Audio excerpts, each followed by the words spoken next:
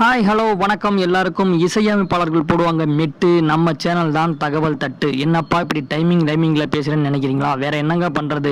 இப்போல்லாம் பார்த்தீங்கன்னா ஏதோ டீ கடையில் பஜ்ஜி சாப்பிட்ற மாதிரி டெய்லி ஒரு கட்சி வந்துக்கிட்டே இருக்குன்னு சொல்லி பொதுமக்கள்லாம் பேச ஆரம்பிச்சிட்டாங்க. ஏன்னா தூங்கி எந்திரிச்சா இவர் கட்சி ஆரம்பிச்சிட்டாரு, இல்லை அவர் கட்சி ஆரம்பிச்சிட்டாரு அப்படின்ட்டு ஒரு பரபரப்பான ஒரு நிலை இருந்துக்கிட்டே இருக்குங்க. யார் கட்சி ஆரம்பித்தா என்னங்க, மக்களுக்கு நல்லது பண்ணணும், அதுதானே ரொம்ப முக்கியம்.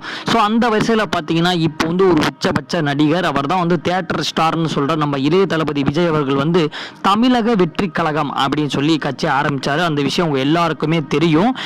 எந்த தலைவரும் கட்சி ஆரம்பிச்சா போதுங்க, அவங்களுக்கு விமர்சனங்களும் இருக்கும், ஆதரவும் இருக்கும் அப்படின்றது உங்க எல்லாருக்குமே தெரியும். அந்த வரிசையில் பார்த்தீங்கன்னா ஒரு கட்சி ஆரம்பிச்சாங்க அப்படின்னு பார்த்தீங்கன்னா ஒரு தனியார் தொலைக்காட்சியில விவாதம்லாம் நடக்கும்.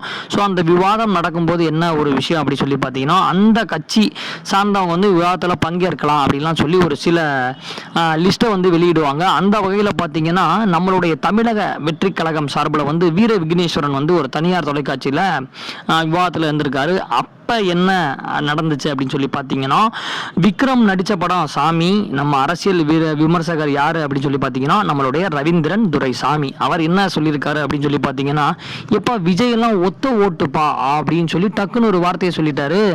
அப்படியே வந்தது கோபம் யாருக்கு, நம்மளுடைய வீர விக்னேஸ்வரனுக்கு. அவர் என்ன சொன்னார், யாரை பார்த்துங்க ஒத்த ஓட்டுன்னு சொல்றீங்க அப்படின்னு சொல்லி அவர் சில விமர்சனங்கள்லாம் வச்சாரு.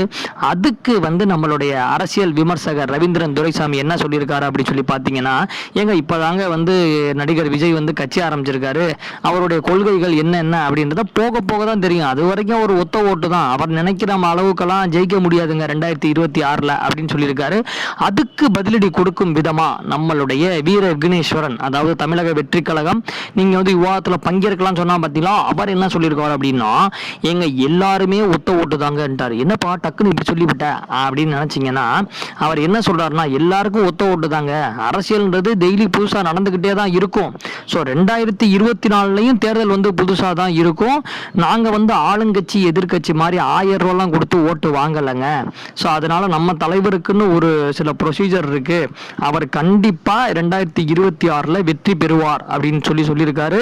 ஒத்த ஓட்டுன்னு யாரையுமே நினைக்காதீங்க, யாரு ஒத்த ஓட்டுன்றத 2026 நம்ம காமிப்போம் அப்படின்னு சொல்லி தமிழக வெற்றி கழகத்தினுடைய வீர விக்னேஸ்வரன் ஒரு கடுமையான ஒரு விவாதம் வச்சிருக்காரு. ஸோ இதனால ரவீந்திரன் துரைசாமியும் சரிங்க பார்க்கலாம் அப்படின்ற மாதிரி அவரும் சொல்லிட்டாராம். இதனால நம்மளுடைய தளபதி ரசிகர்கள் கோபத்தில் இருக்காங்க. யாரு மேல, ரவீந்திரன் துரைசாமி மேல. என்னப்பா இவர் எப்ப பார்த்தாலும் யாராவது குறை சொல்லிக்கிட்டே இருக்காரு அப்படின்னு சொல்லியிருக்காங்க. என்ன இருந்தாலும் அரசியல் அப்படின்னாலே குறைகள் இருக்கத்தானே செய்யும்.